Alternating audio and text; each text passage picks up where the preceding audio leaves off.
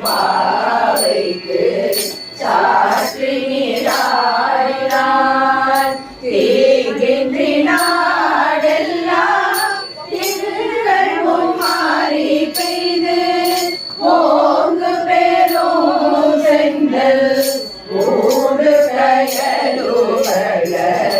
பூங்குவரை கோயில் கொடி பண்டு படுப்ப தேகாதே புத்திரந்து சீர்த்த முறை பற்றி பாக குணம்